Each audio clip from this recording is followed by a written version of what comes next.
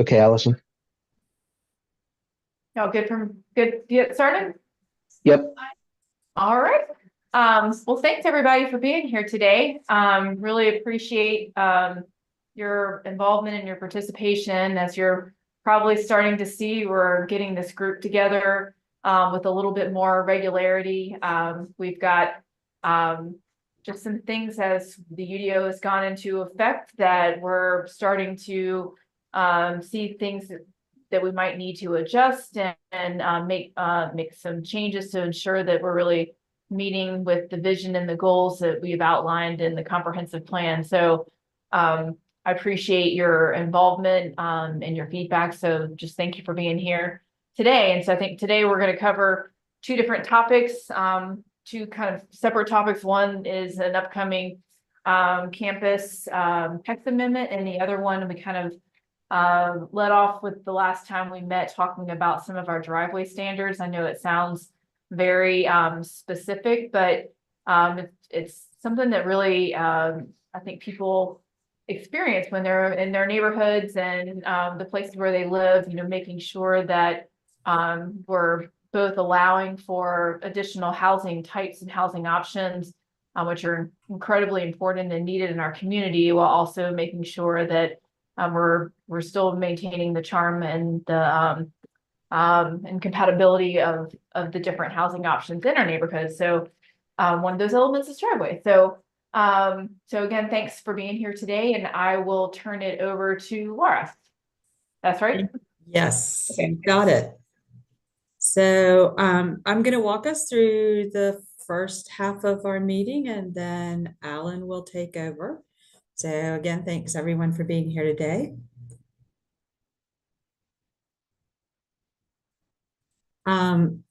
So we are going to present you guys information on what we've heard back from those of you guys who filled out the survey for information. We really appreciate you guys that did that. That was very helpful for us, and I think it gives us a good starting point for discussion today.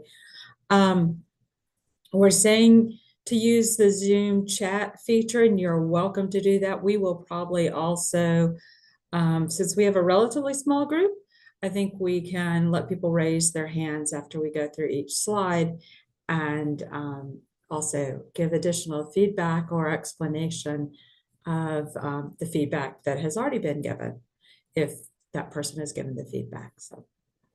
So we're here really to discuss the results and comments of the online questionnaire survey that address campus text amendment, driveway standards, and then also next steps for each of those. Again, you guys have seen this a number of times, but we're updating it to show how we are moving through amending the UDO. And on Monday night, we had our second cleanup text amendment approved by City Council. Those are kind of the minor issues, more technical, that we don't bring to the UAC because they really are more technical in nature. But what we're talking about with respect to campus, we consider to be more policy-based. So that will show up as something that has come through this group when it gets added to this list. So what we heard on the campus district's text amendment. So we have actually are giving you exactly what we heard. I may need a little help, Alan, if questions go on to the next page, if you can let me know before we open up questions or comments or feedback on this. But for the first campus question, we recommended, okay, now we're not seeing the slideshow anymore. Thank you. Yeah. So we had recommended permitted uses for the campus zoning districts. And we were asking, are there any changes recommended for the permitted uses? And I'm not going to read to you because I'll let all of you all read this, and in a minute we'll go to, I think, slide 2 tells or this next slide also is follow-up, more feedback on this item. So I'll give you a minute to read this, and then Alan, at the appropriate time, if you will take us to the next slide.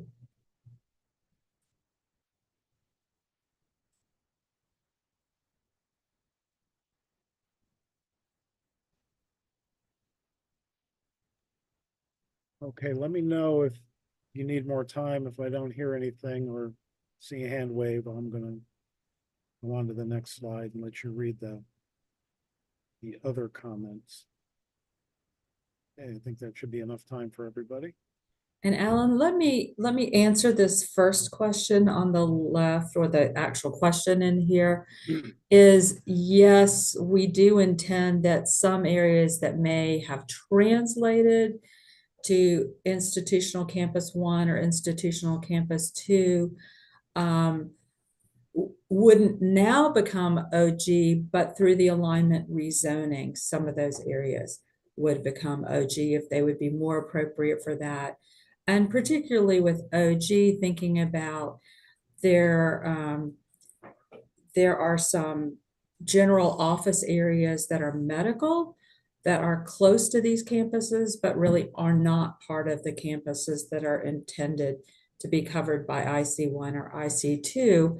And so those would be likely areas that would go to OG. Thanks, Laura. Okay, the next, same question, just a different slide with a new comment, lengthy comment.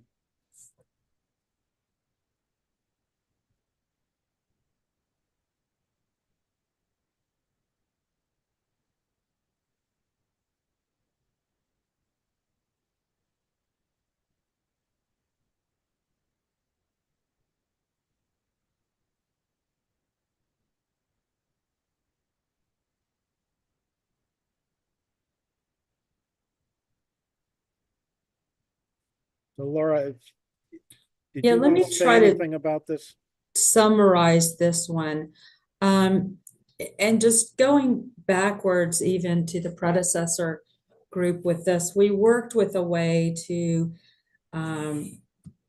deal with campus uses.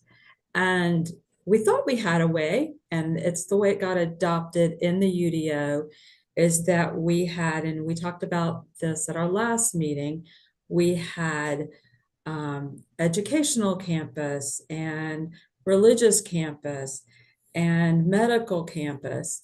And we then didn't list the uses, the specific uses, but we were saying the zoning administrator would make the call on whether a use was part of that campus or not. And we got a lot of pushback from people outside of the city, as well as people within the city, that was confusing. And so we've tried to go back and make it clearer which are the uses that would clearly be able to be allowed as long as they are related to the campus. And I know we're getting some feedback that's kind of maybe suggesting we push back in the other direction. So it'd be, helpful to know from folks, is it helpful for you to see those uses that, as long as they are related to the campus, would be are listed so that you can see that they would be allowed. And anything as well on that first slide, just anything about the uses for the campus districts that someone may want to talk about with the group. So I think, can folks unmute themselves, or do we need them to raise their hands? No, they can unmute. Okay. Okay, I'm going to move on to the next slide then. Second question.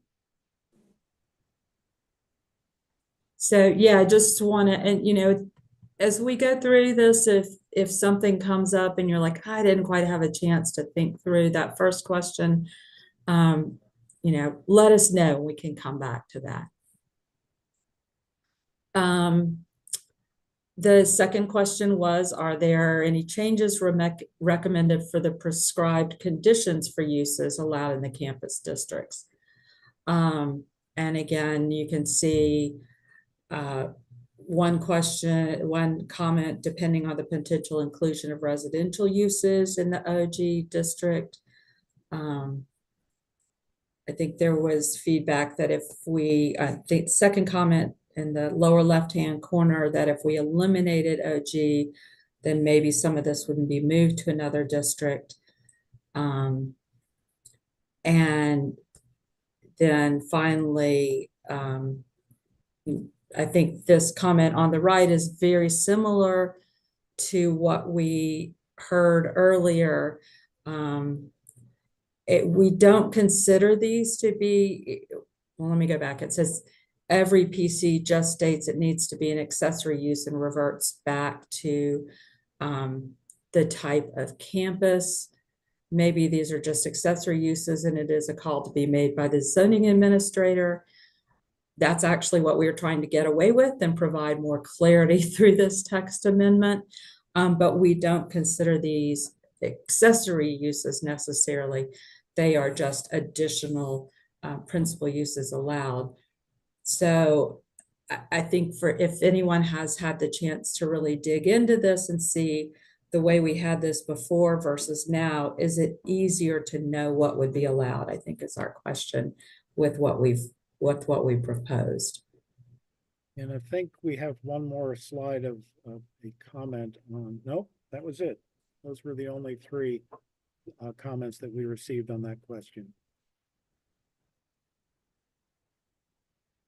So Eric, I see your hand. I can't see who the second person has raised their hand, but I see Eric's hand is raised. It's, if you want it's to. John Friday. As Okay, well. great. Thank you.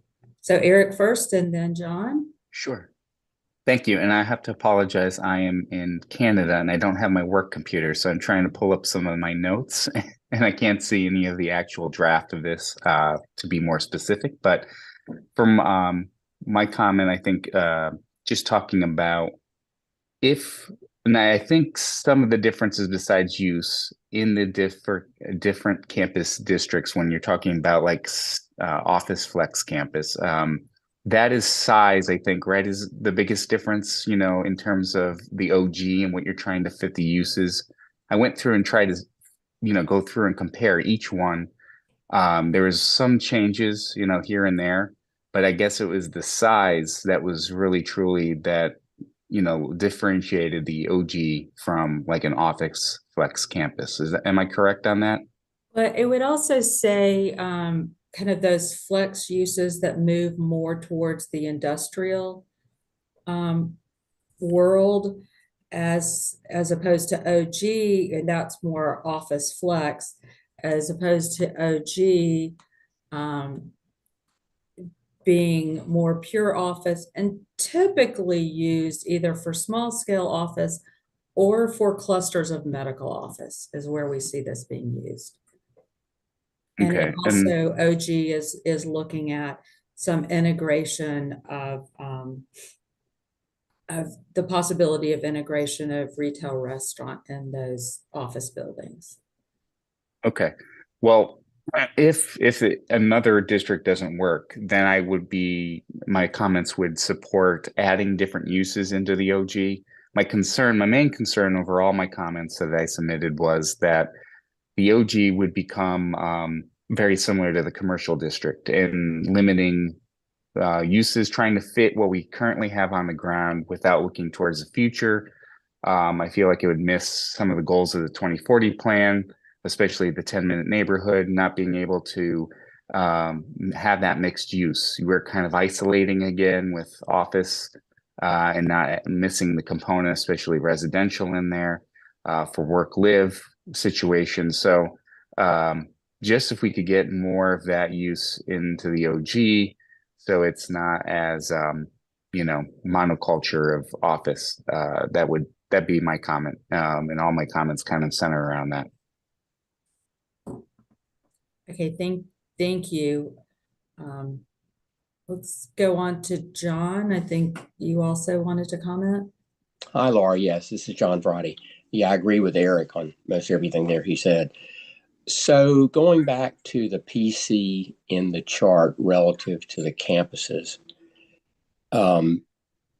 it I thought from the last meeting that what we're trying to do is you can have other uses than the main use of the campus if they're on the chart. And then the prescribed condition is it has to be an accessory use. And that's going to be something for the zoning administrator to figure out if you're doing that correctly or not. But it would not be a second primary use, correct? Aren't these all meant to be accessory use to the main use, which is, say, educational? Maybe ancillary without calling them accessory versus principal. I mean, I think we could probably look at that Ancillary. either way, but yeah, they're supportive of that primary use. Right, supportive of, and not, I'm trying to think, like food service, for instance, on any of these would not be so large a percentage of the campus that it's a second primary. It would be an accessory use, or as you said, ancillary. Isn't that the purpose? Yes, yes. So having not studied the chart, are there any uses that are PC and educational that aren't PC in, say, religious or medical? Yes, we do not. We went through these in a pretty extensive effort to say, okay, this use, when would it, what district, what, sorry, what? Okay, you answered my campus question. would Thank it- you. Would Yeah. it go with? Okay. I just didn't study it closely enough to figure out if that actually changed in different campuses. It Okay, does. thank you. Yes. Laura, I don't see any other hands raised, so I'm going to move on to the next slide. Okay. So this is pretty straightforward, asking whether people agreed or disagreed with the purpose of and need for a general office district. And so we just got feedback. We're not really looking at this as a vote, but just to get a feel for what people were thinking.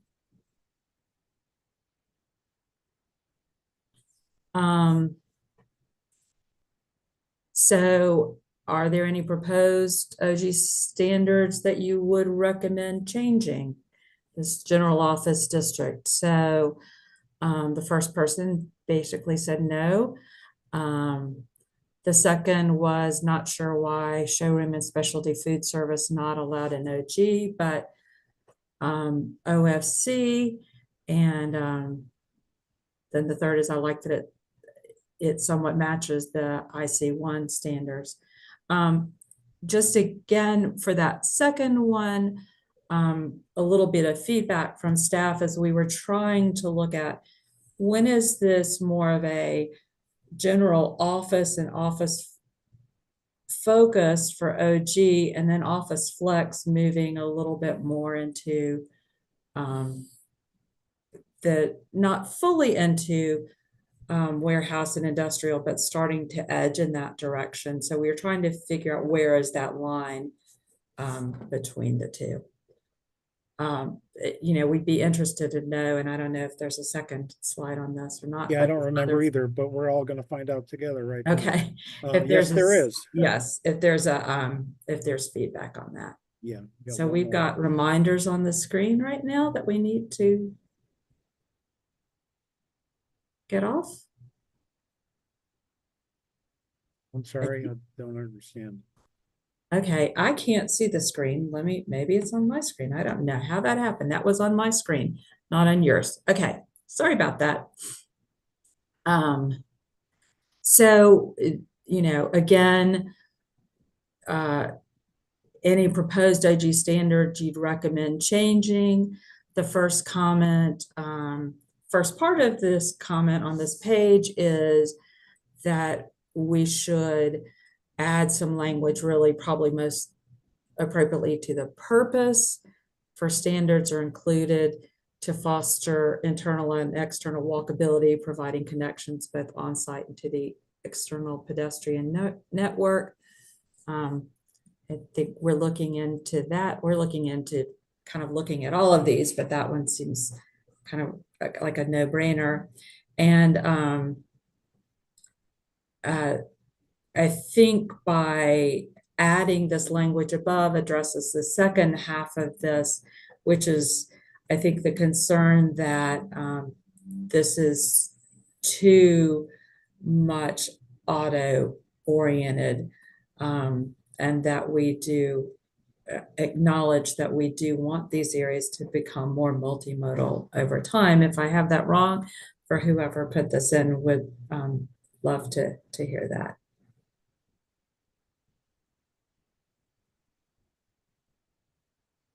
Okay, Any feedback on this question? I don't see any hands raised, and there we go. Eric, I knew you were anxious to jump in because this was your comment, I believe. Yeah, it was. I just wanted to, it's the same theme that I mentioned earlier, you know, so just if we're keeping the OG or introducing that in the draft, we just must add these items to it along with different uses as well, just to make it a little bit more robust and in line with the 2040 plan. Thank you. Thanks, Eric. We are going to move on then to the final question that we posed on campus district. And before we even get into it, Laura, let me see how many of these. Nope, just that one. Okay, so yeah, the final question, were there any additional questions or comments? The first was that we proposed addition of OG. I think we've been talking about this, does not align with the goal of mixed use zoning districts, and an alternative to modify one of the other districts to accommodate the effect of OG. Second comment down at the bottom is that we need an additional research campus district, is the request there. And this is also on the right, is the suggestion of adding a research campus district. I will say that we've had discussions about this with some folks, and it's not something that we're not sure where we're going to land on this at this point in time. We do know that it's not something that, with the schedule that we're on for the campus districts, that we can meet that schedule and can add another district. But that doesn't mean that we're not looking at this, this request and trying to decide where we'll land on that.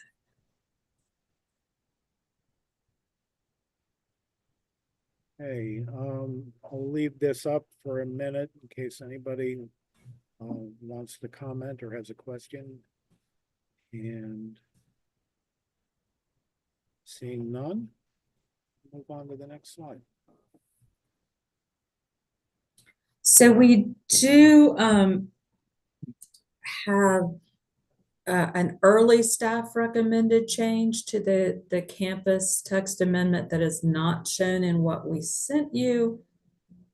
And that is to make some adjustments to the uses and prescribed conditions.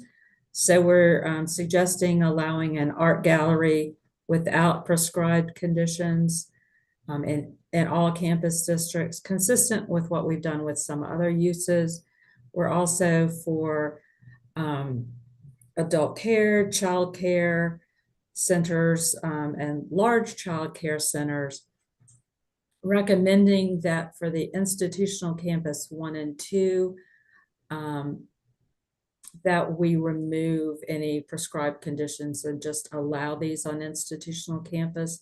They're allowed in the neighborhood 1 zoning districts without,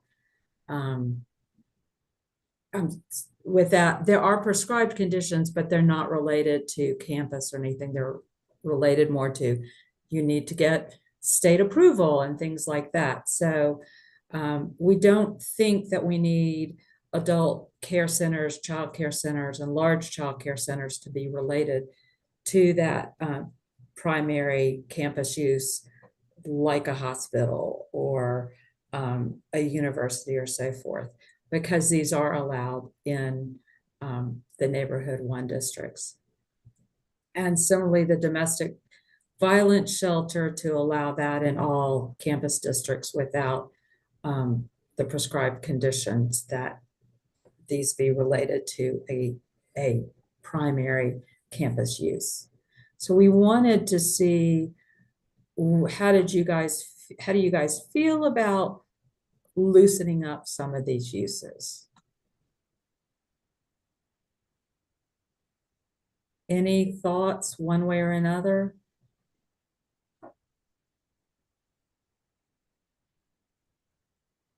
Laura, I like that idea. This is Douglas. Just Thank you. that's I appreciate that idea. Eric has got his hand raised also, Laura.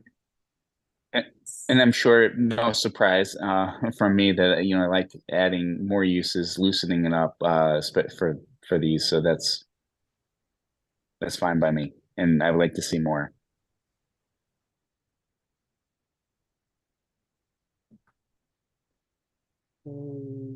Okay, moving on then.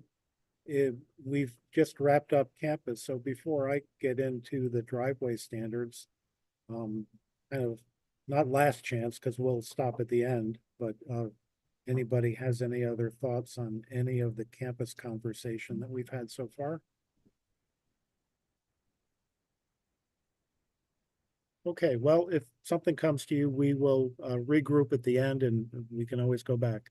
So I will take over from Laura now and talk about the questionnaire responses that we've heard on the 5 driveway questions that we asked.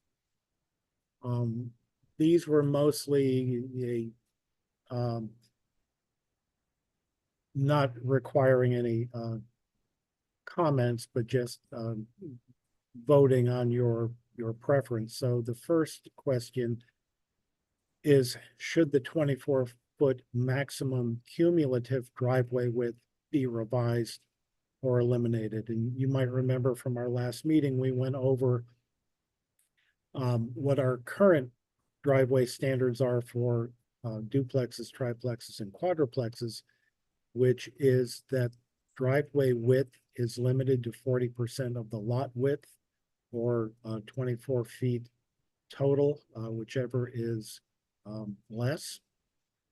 So depending on the width of your lot, you could go up to 24 feet, but if for narrower lots, you may not get 24 feet.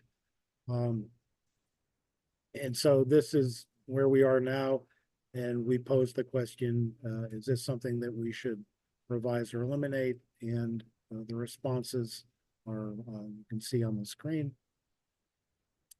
And again, as Laura said, these are not necessarily a vote. They're just, we're gauging kind of your thoughts and feedback on these driveway standards. The next question is, should the maximum cumulative driveway width of 40% of the lot width be increased? And we had similar responses to that.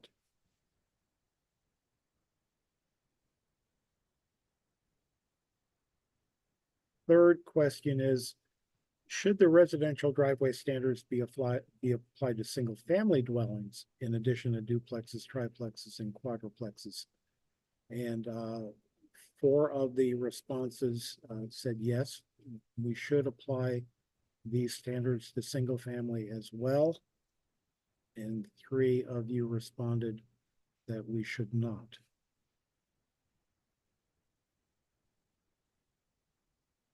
Our 4th question is, should the same driveway standards be applied in all contexts? In other words, should we use these driveway standards everywhere that we have a duplex, triplex, or quadruplex, whether it is as an infill dwelling in an existing established neighborhood, or whether we have a new subdivision of duplexes, triplexes, and quadruplexes, and we've seen examples of both. Should we use the same driveway standards for an infill versus a brand new subdivision of multi, duplexes, tris, and quads? 5 responses said yes, the standard should apply in all contexts, and 3 responded that no, they should apply in certain contexts, but not all.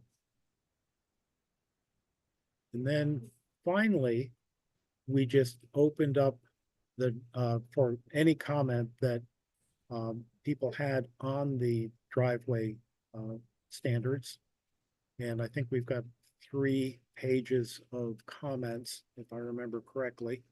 And again, I'm not going to read them, but I will leave the slide up for a couple of minutes for you to read on your own.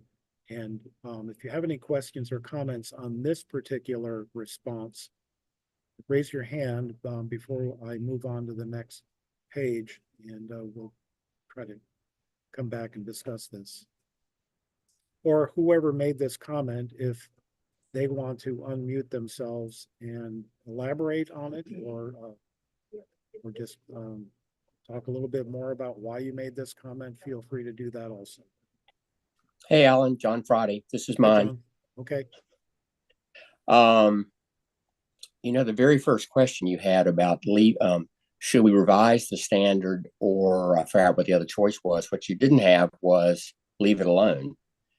Because actually I would have voted to simply neither change it or whatever the other option was. But I think that what I've written here is what I think, and that is that we talked for 2 years about this, and there was a lot of angst about the idea of having duplexes, triplexes, and quadruplexes in the middle of neighborhoods. Now, these are, in fact, existing neighborhoods, not new development. So I think it could change. I'm not sure what you would change it to, but I think in a new development, it could be different.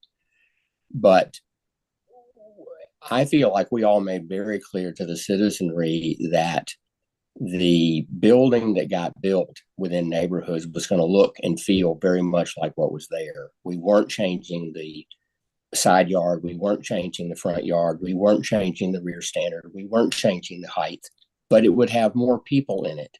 That gave us more density in the city and provided the idea of affordable housing. What I'm really seeing are 3 houses forced on that property as much as possible, and now with 3 garages and 3 driveways. And I don't want to go there. I know developers will not like my saying that, but I think that's not where we want to go with the idea within existing neighborhoods of getting more density and more affordability. It doesn't provide affordability, it does provide density.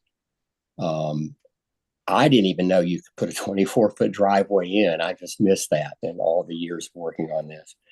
And when I drive around and look at new homes that are built, they often have maybe 11, 12-foot driveway, and you go up to the front of the house and you turn right or left and go to a garage. I mean, the garage doesn't even face the street. So it certainly doesn't take most of their yard away. I'm just concerned that that direction of more than 40% of the yard can be driveway, that a 24-foot driveway in the first place is even allowed, that we are not doing what we said in terms of providing greater density and more affordability. We're really just providing a lot more houses on the same single lot. And I know that we can debate that for hours, but that's my view. Hey, John, I have a question. Yes. I don't disagree with you. Hey. We did put a lot of time and thought and effort into this. One of the things that has been brought forward and I've heard is, well, what happens when the lot gets really large? And so you're talking about pretty huge, just home sites. Does then, the dimensional part of it does that then prevent something that might actually be appropriate on a larger lot? And I'm not saying that I have an opinion about that, but that's that's one of the questions that's been posed to us, like the percentage kind of is, it doesn't, doesn't matter what the lot size is because it's a percentage of the overall lot, but then when you have a specific numeric amount, then that does limit larger lots more than smaller lots, if that makes sense. So I think what happens from an architectural side, if you think about that, is you can go to a neighborhood, Foxcroft or some area that has these really huge lots. They have really huge houses. They don't have 40-foot wide driveways going up to those houses. They go into the back of the house and you park. They go to the side of the house and you park. Just because it's 100-foot width lot, I don't think it should have 3 driveways. I'm not sure we should limit to 1 or 2 driveway entrances to a piece of property, period. And then you figure out in designing it how you're going to use that. I made the comment about circular drives, which a lot of people don't like. I really don't have a problem with that, but with 24 feet at each driveway, I would have a problem with that. I think that's just really inappropriate. And I know this is difficult to figure out, but all the people that called me when I was on the planning commission lived in houses with 100, 120-foot wide lots. This is exactly what they were afraid of. And what I tried to say is it's just like the house your neighbor could build next door to you tomorrow, which is true. Lauren, we didn't change any of those standards about the setbacks and the side yards and the height and any of that. Architecturally, it could be a great big house. It just has 3 families in it. I don't think that means it gets 3 full driveways and 3 full garages unless you figure out a way architecturally to make that look like a big house. That's the theory anyway. I understand this is something we could talk about for 2 or 3 hours about what did this, what did that, but I guess I was just shocked that you could even have 40% of a yard as a driveway, and that we're talking about, well, maybe we should have 2 or 3 of those next to each other. I just say no, not at all.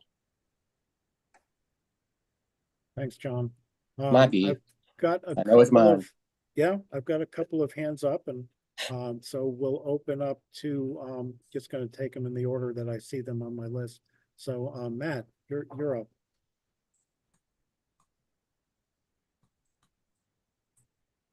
Matt, are you? Can you hear me?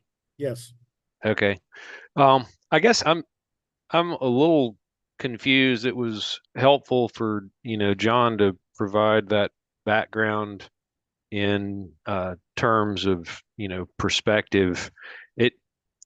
As a practitioner, it sounds like, and I think that there's a lot of moving parts here, because part of this is talking about, duplex, triplex, quad.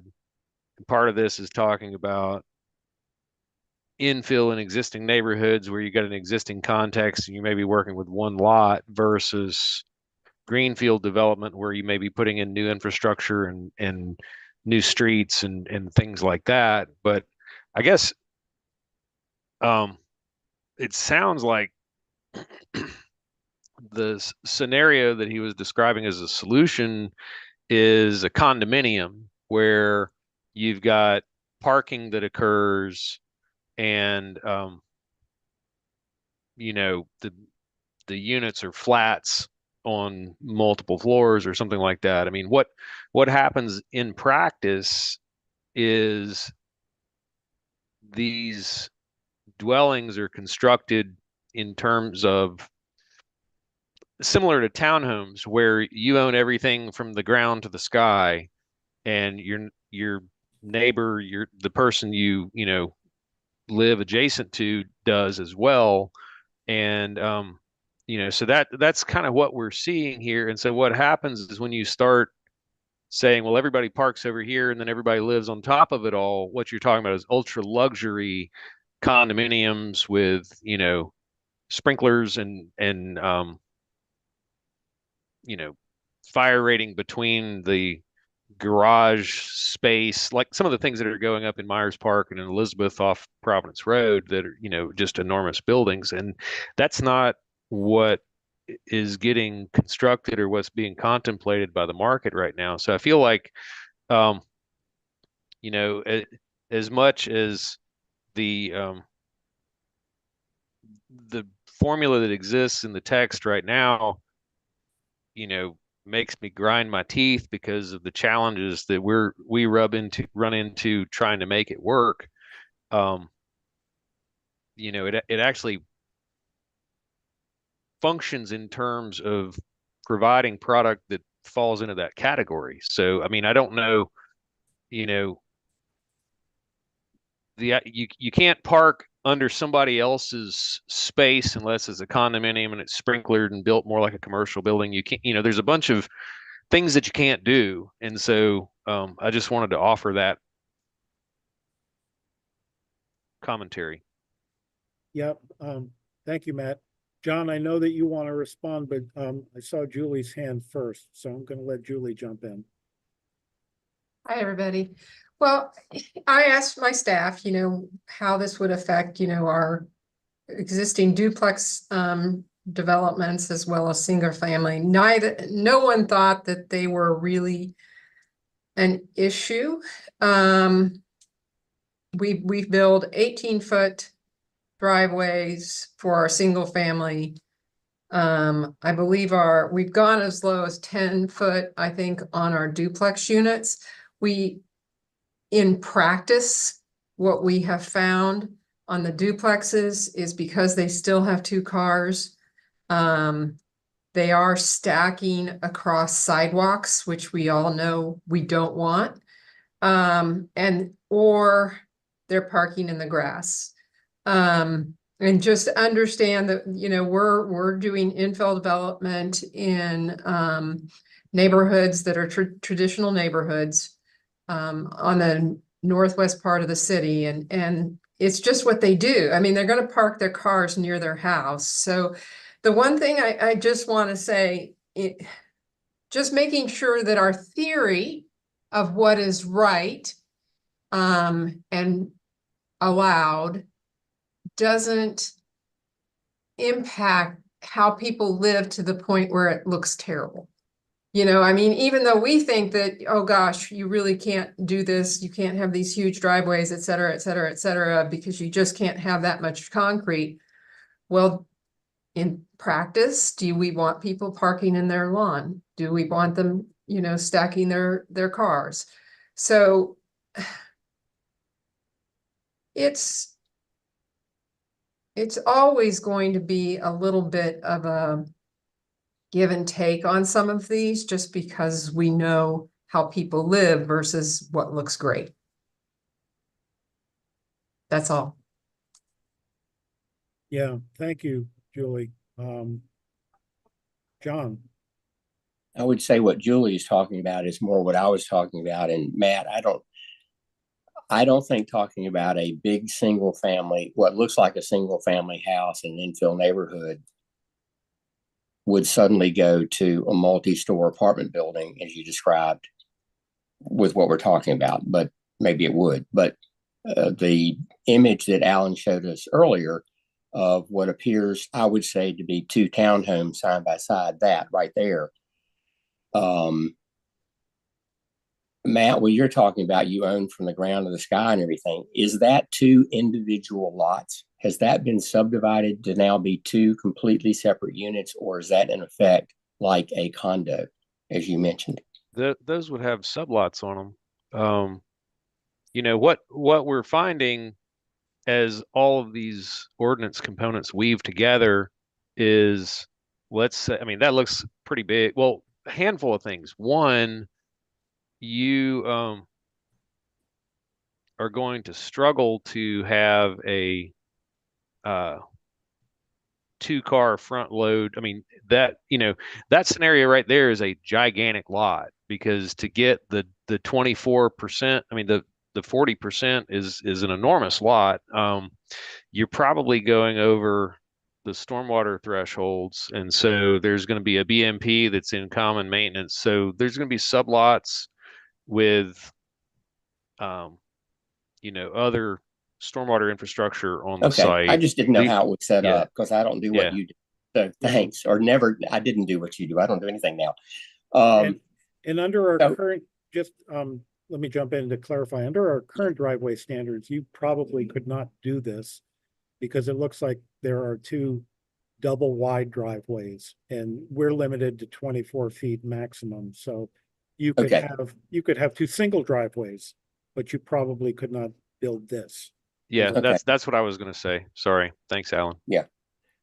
So what I was going to say is I would look at Myers Park. I would look at Eastover. I would look at Foxcroft. They are full of 3 and 4 story, 3 and 4 unit buildings that are great big houses that the neighbors don't even realize they're multifamily dwellings. And from a design standpoint, I think those sort of directions are pretty good to look at and see if any of that in the current marketplace can work for the people that actually have to make this stuff work. I 100% agree with you that those, the small apartment buildings or, the quads and things like that, I think they're beautiful, but you can't build them under the current rules. Okay. Between all the competing sections of the UDO, they can't be built. Okay. Matt, could you elaborate on that a little bit? Where are you hitting the wall? Well, a lot of them don't. I'm thinking about those like L-shaped single-story quads that you see here and there. With the tree save requirements, heritage tree requirements, stormwater requirements, prohibitions against, what I think you end up with is the unit sizes end up being tiny compared to what the market requires based on the cost. They end up not being constructible. I'm trying to remember if you're allowed to, I guess you could have a parking pad in between the front of a building and the street. So you could have a parking field in the front.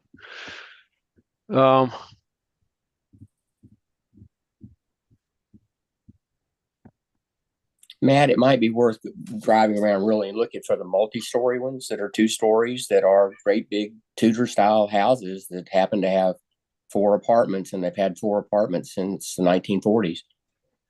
And I guess they park in the back. I mean, they're private property, so I don't really walk around them uninvited, but just an idea. Now, were they always built as apartments? They were built as apartments in the middle of all of the 3,500, 4,000 square foot homes in Eastover, Myers Park, and so forth. And I've told people that, and they're like, "No, that's not an apartment." I'm like, "It is," and they're like, "Wow." That's what I think the UDO, the 2040 plan, meant to have happen. That you can do a lot more of that and get people near where they need to work.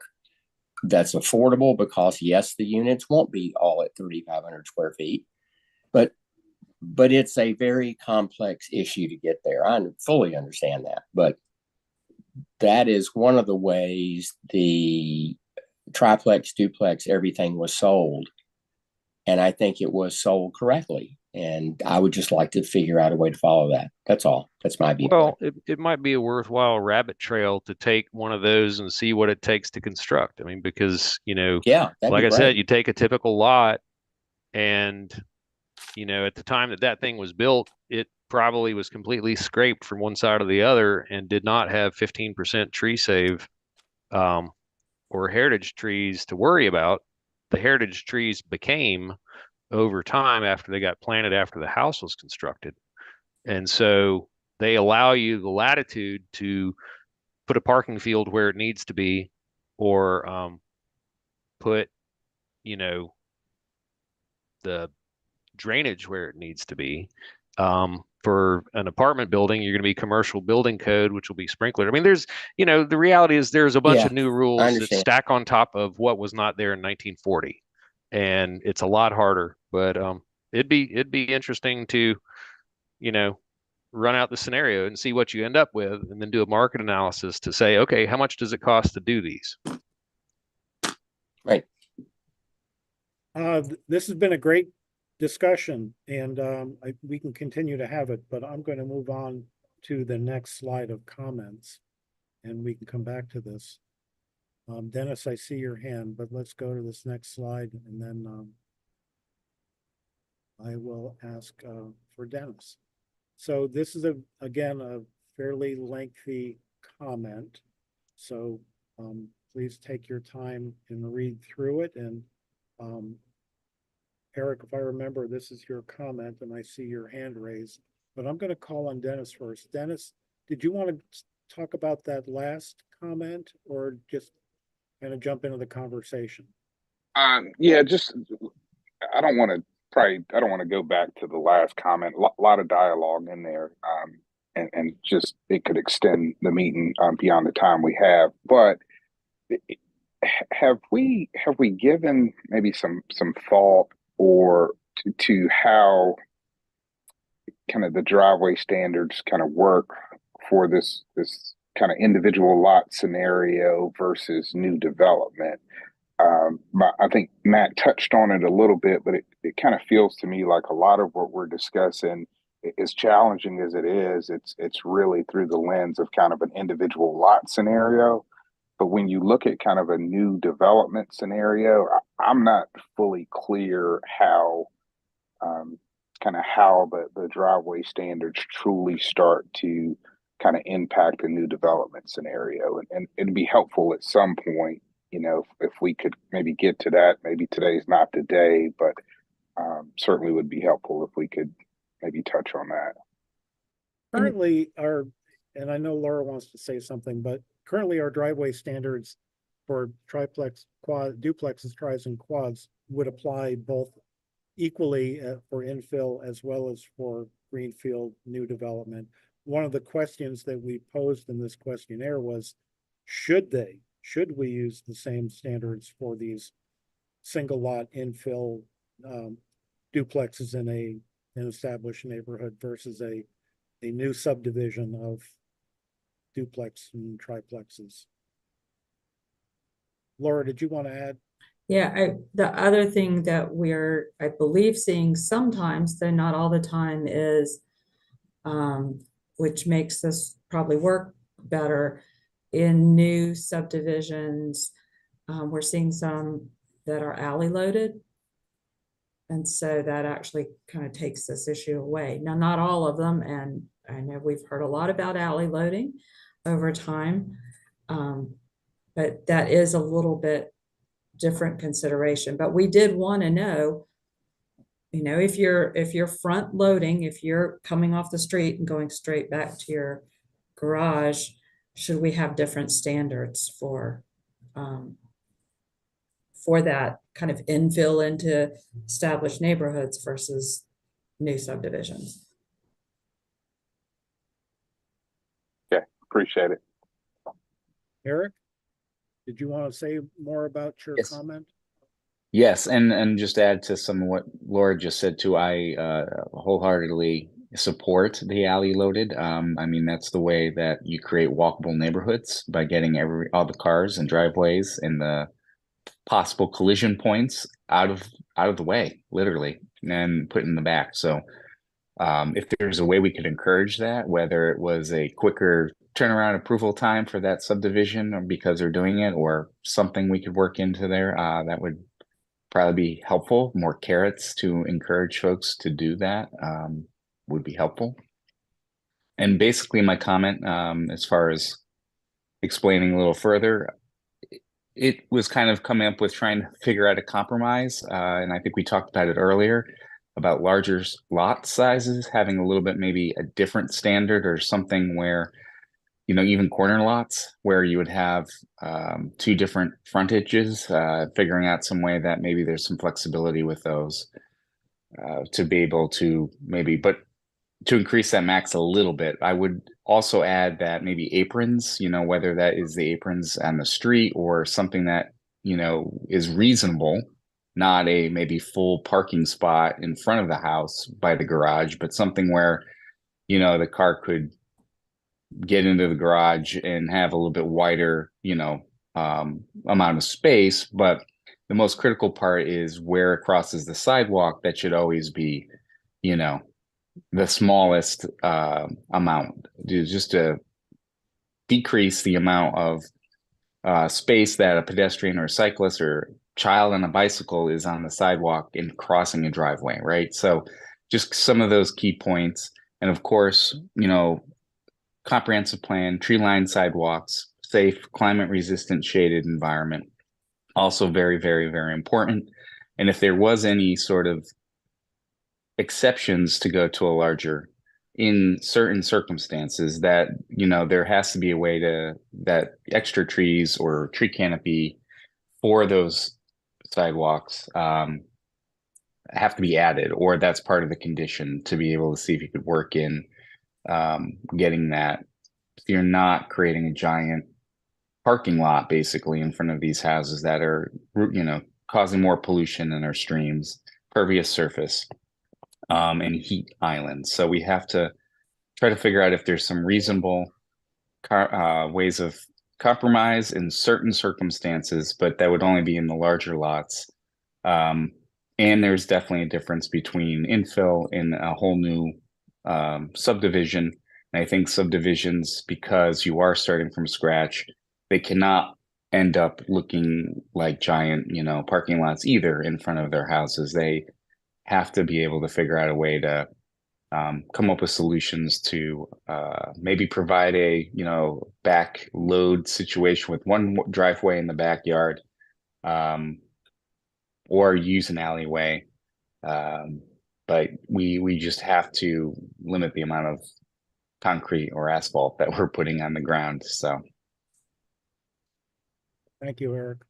Going to move on to the next slide, and I don't remember if I've got one more slide of comments or two. I've got two, so let's go back to this one. We've got 3 comments here, and again, I'll just let you take some time to read these.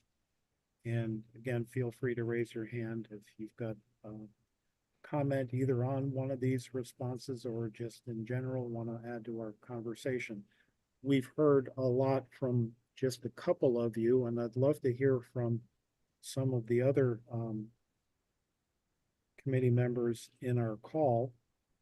Not to put anyone on the spot, but if you've got anything you'd like to add, please feel free.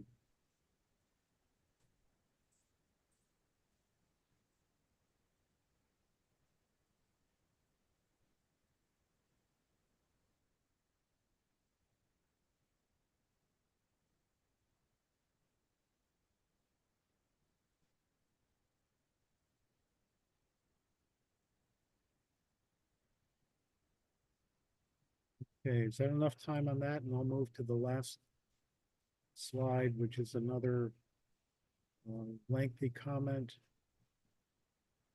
I don't remember whose comment this was, but feel free to jump in if this is yours and you want to talk about it.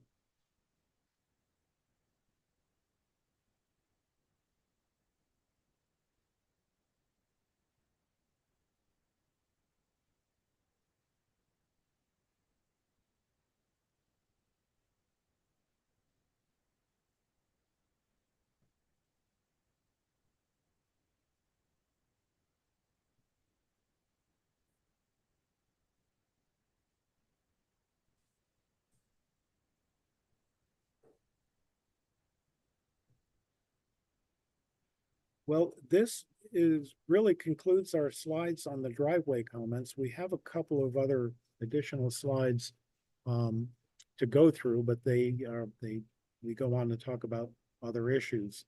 So before we leave driveways, I'll ask one more time if anybody, particularly those who haven't had a chance or opportunity to make a comment or ask a question, now would be your last chance.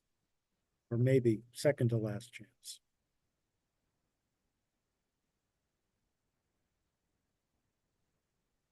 Okay, I'm going to move on then. The timeline for the campus text amendment, this applies to the campus text amendment, not necessarily to the driveway standards. We have filed the text amendment. It's number 2023-174. We're now at the second step in this timeline, meeting with you. Sometime between now and the middle of February, we will, as staff, discuss any potential changes based on the feedback that we've heard not only here but elsewhere from our internal users as well. On February 22nd, we will have a community informational meeting. It will be a virtual meeting. Typically, we have one at 12 noon and the same meeting again at 6 p.m. For people who are interested in this. Can someone mute? There we go, Angela. Thank you. Also in February, we will possibly make additional changes based on feedback that we received from the community and elsewhere.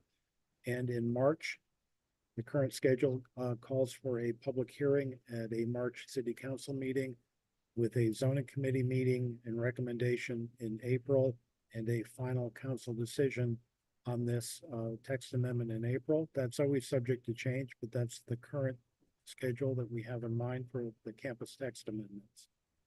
Any questions on that schedule? Alan, I think that the virtual sessions in February are not on the 22nd, they're on the 8th. We rescheduled them. Thank you, Sandy. I wish I had caught that before I put the slides together. We did schedule that. We did reschedule that. I think we just did that a couple of days ago. Am I right about that, Laura?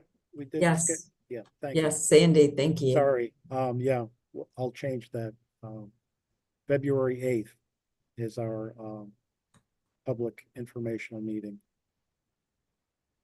Okay. So Alan? what? Yeah. Sorry, Go ahead. is there going to be a presentation to city council committees worked in there Laura, what do you think on that? before? I don't, we've given them updates that where we were bringing this forward. It won't be before February 8th and unless I hear otherwise from Allison. I think, we'll circle back on that and talk to Allison about what should go to committee and when. Okay, but they will hear it before the March public hearing, right? Well, we have actually been, there's the committee, but we've been giving them updates on what we're doing with campus previously. So it shouldn't catch those committee members totally flat-footed. Thank you. Okay. So what happens next on the campus text amendment, as we just kind of went over, we will consider the comments and suggest any changes that we feel are appropriate based on the feedback that we've received. We will send an updated campus text amendment to you if we have made changes. And actually, we have already made some changes since the one that we sent to you. So we will send you an updated version. And then again, I've got to correct the date on this. The virtual public information session is February 8th. As to the driveway standards, what happens next? We've obviously had a lively discussion about the driveway standards, and we need to consider these comments and come back to you with some recommendations at our next meeting, which we are scheduling now for February 15th. I don't know that we've sent you a meeting hold for February 15th, so you may want to go ahead and mark that out on your calendar, and we will eventually get a meeting hold sent out to everybody. But look for some recommendations on our driveway standards. If we are making any recommendations for changes, we will use that February 15th meeting to run those by you and get your feedback. That's the last slide that we have. So, yep, that's the last slide. So if anybody would like to go back to any of these issues, either the campus text amendment or continue our driveway discussion, we can use this time for that. And if we don't, then we can give you a few minutes back in your day.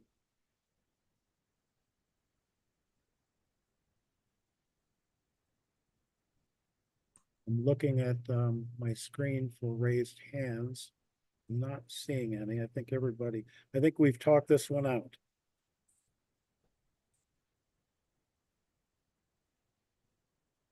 Going once, twice. All right, no takers. Thank you all.